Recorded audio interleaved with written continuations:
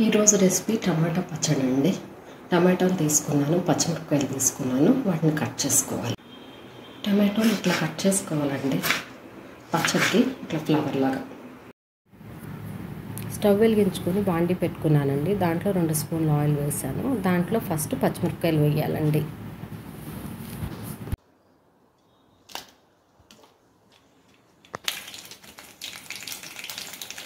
అన్నీ కట్ చేసుకొని ఇలా వేసుకోవాలి. కొంచెం ఫ్రై అవ్వాలి బాగా.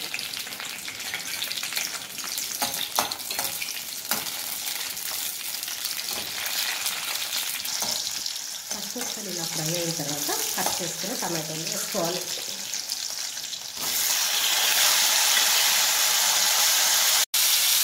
టమాటాలు కట్ చేసుకొని బాగా వేగాలండి. ఆల్రెడీ పచ్చిమిరపకాయలు వేసుకొని టమాటాలు కూడా బాగా మెత్తగా అవ్వాలి. మూత పెట్టుకొని ఒక 10 మినిట్స్ మగ్గనివ్వాలి.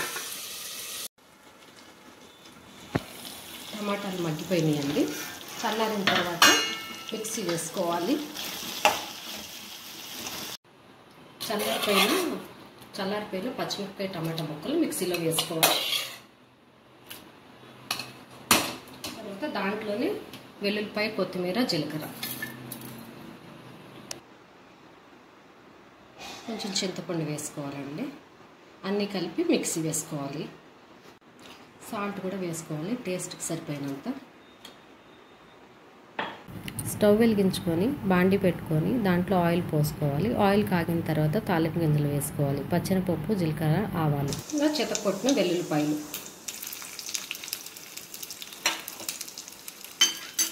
ఎండుమిరపకాయలు కట్ చేసి ఒక 3 ఎండుమిరపకాయలు కట్ చేసి వేసాను. కరివేపాకు అన్నీ ఫ్రై చేయాలి.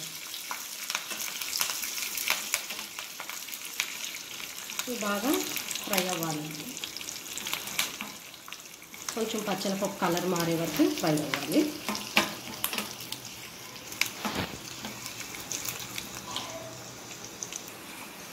ఇప్పుడు తాలింపు వేగిపోయింది. ఇప్పుడు మనం మిక్సీ వేసుకున్న పచ్చడి వేసుకోవాలి.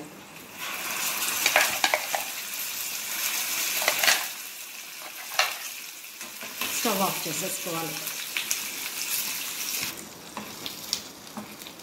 బాగా కలుపుకోవాలి. అంతే, టమాటా పచ్చడి రెడీ.